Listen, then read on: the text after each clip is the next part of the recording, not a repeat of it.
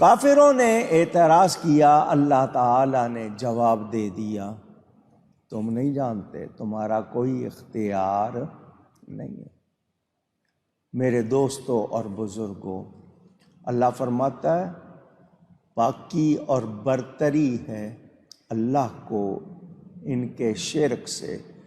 دنیا بھر میں جو لوگ، کوئی سورج، کوئی چاند، کوئی تارے، کوئی کس کی پوجا کر رہا ہے، اللہ پاک ہے۔ ان لوگوں کے شرک سے اللہ، اونچی کہیے گا، پاک ہے۔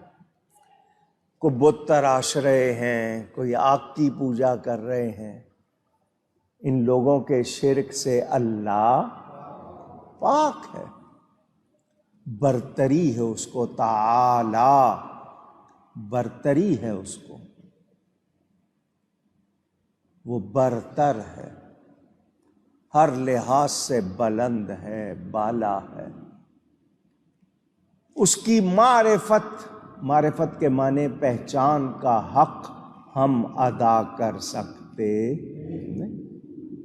میں اور آپ کیا چیز ہے؟ نبی کریم صلی اللہ علیہ وسلم فرماتے ہیں ما عرفناک حق معرفتک، یا اللہ جیسے تیری پہچان کا حق ہے ہم سے ادا نہیں۔ یہ عاجزی ہے نبی پاک کی، ورنہ جتنا وہ اللہ کو پہچانتے ہیں کوئی اور پہچانتا نہیں۔ میرے دوستوں اور بزرگوں،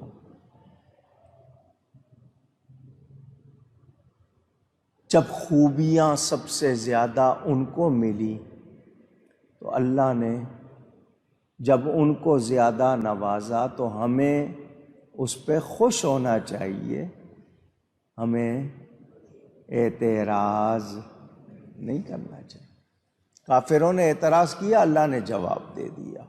اللہ فرماتا ہے پاکی ہے اللہ کی، تمہارے یہ اعتراضات، تمہاری غلط سوچیں، غلط باتیں، یہ تمہیں نقصان دیں گی، اللہ تعالی پاک ہے۔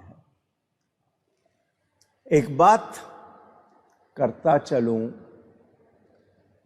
تعالی کا لفظ کچھ لوگوں کو عادت ہے اللہ میاں کہنے کی۔ اعلیٰ حضرت فاضل بریلوی رحمۃ اللہ علیہ نے لکھا ہے اللہ کو میاں نہیں کہنا چاہیے۔ انہوں نے میاں کے 3 معنی لکھے۔ شوہر کو بھی، بیوی کے شوہر کو بھی میاں کہا جاتا ہے، دلال کو بھی میاں کہا جاتا ہے۔ اس لحاظ سے ویسے آپ کے ہاں ایک قوم ہے جس کو ارائیں بولتے ہیں، اصل لفظ الراعی ہے، تو وہ عربی کا لفظ الراعی نہیں پڑھا گیا تو ارائیں بنا دیا۔ وہ بھی اپنے آپ کو میاں لکھتے ہیں۔ جتنے ارائیں ہیں ان کے نام کے ساتھ میاں کا لفظ۔ ویسے کچھ لوگ اپنے بزرگوں کو میاں کہہ دیتے ہیں، ہم اپنے دادا جان کو میاں جی کہتے تھے، حالانکہ وہ ارائیں یا الراعی نہیں تھے، لیکن ادب سے میاں جی کہتے تھے، دادی کو بیبے جی کہتے تھے۔ جو بات میں نے کرنی ہے وہ یہ کہ اللہ تعالی کے لیے وہی لفظ کہنے چاہیے جو اللہ کو پسند ہوں۔ اللہ کو تو ہم جب بھی کہیں تو اللہ پاک کہیں، اللہ تعالی کہیں، اس کے صفاتی نام ساتھ ملا دیں، اللہ کریم کہیں۔ کتنے اچھے لوگ ہیں بظاہر پڑھے ہوئے نہیں ہوتے، اسکول کالج میں، یونیورسٹی میں نہیں گئے، دیہاتی لوگ، سادے لوگ، مگر وہ رب تعالیٰ کا جب بھی نام لیں گے بڑے پیار سے لیتے ہیں، سونا رب۔ وہ جب یہ کہتے ہیں نا تو ان کی محبت ہوتی ہے۔ تو جو اللہ سے محبت کرتے ہیں وہ پھر بہت کچھ پاتے ہیں۔ تو جب بھی اللہ تعالیٰ کہیں، اللہ پاک کہیں، اللہ کریم کہیں، اللہ کے ساتھ کوئی اور پروٹوکول رکھیں. قرآن بھی کہہ رہا ہے سبحان اللہ و تعالی، اللہ پاک ہے اور برتر ہے، بلند ہے، کوئی اس کو پہنچ سکتا نہیں. تو اللہ تعالیٰ کے لیے ہم محبت سے، پیار سے جب کہیں گے تو پھر ہمیں بھی فائدہ ہوگا، رب کی مہربانی بھی زیادہ ہوگی. اور شرک، ایک تو وہ لوگ ہیں جو اللہ کے ساتھ کسی کو اس کے برابر ٹھہراتے ہیں، شریک بناتے ہیں، بتوں کو بنا لیں، کسی چیز کو بنا لیں. حضور صلی اللہ علیہ وسلم کی امت، ایک ہے امت دعوت اور ایک ہے امت اجابت. امت دعوت وہ جس کو دین کا پیغام ملا مگر انہوں نے قبول نہیں کیا.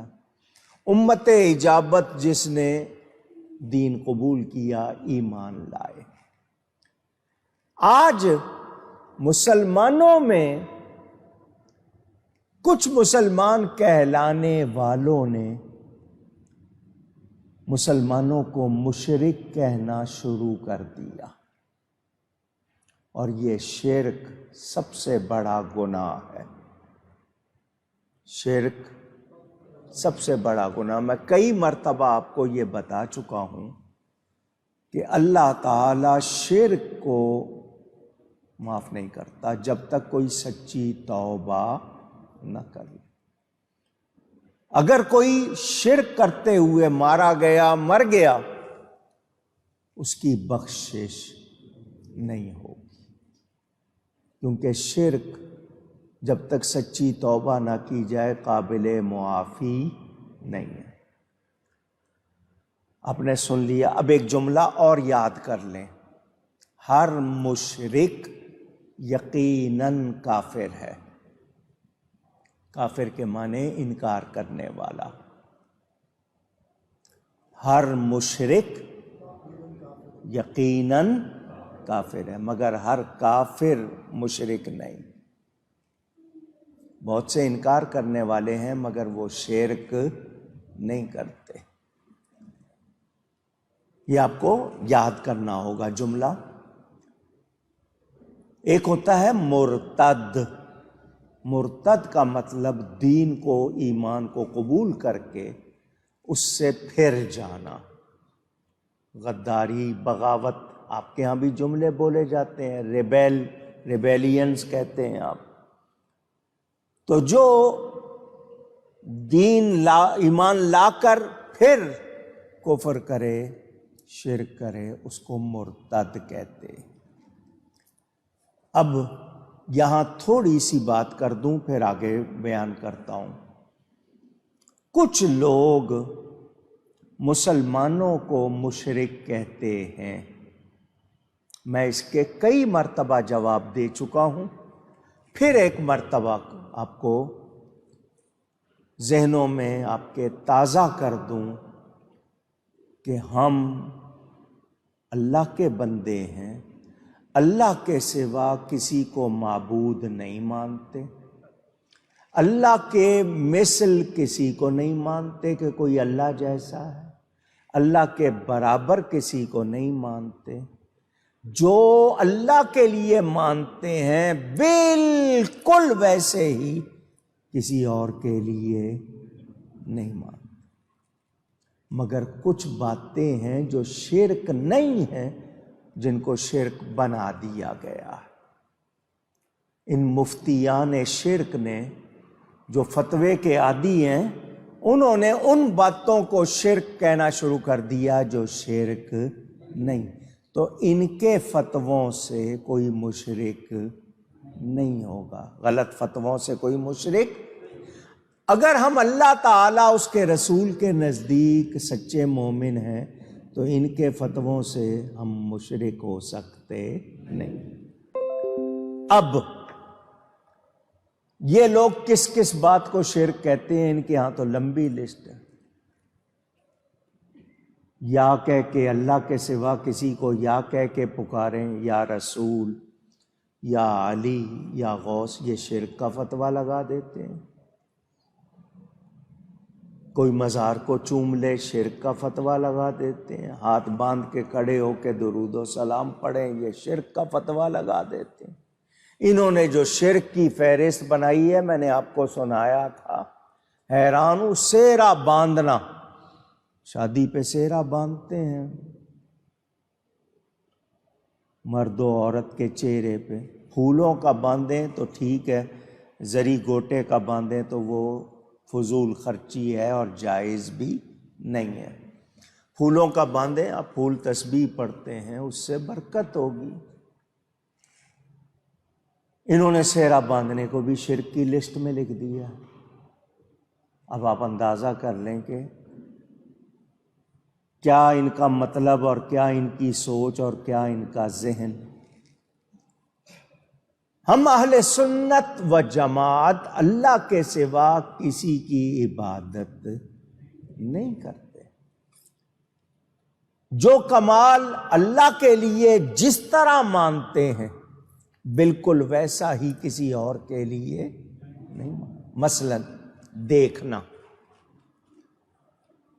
بصارت، دیکھنا ایک کمال ہے، اللہ تعالیٰ کا کمال ذاتی ہے، مخلوق کو اللہ نے عطا کیا، تو جس طرح اللہ دیکھتا ہے ویسے کوئی اور اونچی اللہ کسی کو شان دے اور دکھائے، مانیں گے یا نہیں؟ اونچی، ان کے نزدیک وہ شرک ہو جاتا ہے۔ اللہ کا عطا کیا ہوا کمال مانے تب بھی یہ وہی فتویٰ لگاتے ہیں۔ تو میں نے آپ کو ان کے فتوے سمجھانے تھے کہ ان کے فتوے ایسے ہی ہوتے ہیں۔ یہ فتووں کو انہوں نے کھیل بنایا ہوا ہے، اللہ سے یہ ڈرتے نہیں۔ حدیث شریف ہے، کوئی شخص مسلمان ہے آپ اس کو کافر کہہ دیں، کوئی شخص مسلمان ہے آپ اس کو مشرک کہہ دیں، وہ کافر اور مشرک نہیں ہے تو کہنے والا خود کافر مشرک ہو جائے گا۔ یہ اتنا نازک معاملہ ہے۔ اچھا، ٹی وی پہ جائیں تو پولیٹیشنز، سیاستکار، لیڈر، حکمران، وہ جانتے نہیں ہیں، ان کو علم نہیں ہے، وہ بھی ان کے کہنے میں آ کر کچھ نہ کچھ بول جاتے ہیں۔ جس کے لیے چاہتے ہیں وہ جو چاہتے ہیں کہہ دیتے ہیں۔ ان کو چونکہ ضرورت ہوتی ہے، وہ ضرورت کے وقت کہتے ہیں نا، گدھے کو بھی باپ بنا لیتے ہیں، اس کے بعد پوچھتے نہیں ہیں۔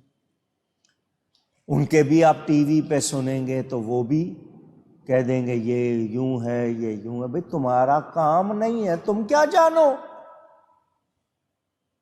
جن کا کام ہے وہ کہیں۔ تو یہ لوگ بھی اس طرح کی بات کر جاتے ہیں، تو ہمیں شریعت و سنت کا پابند ہونا ہے۔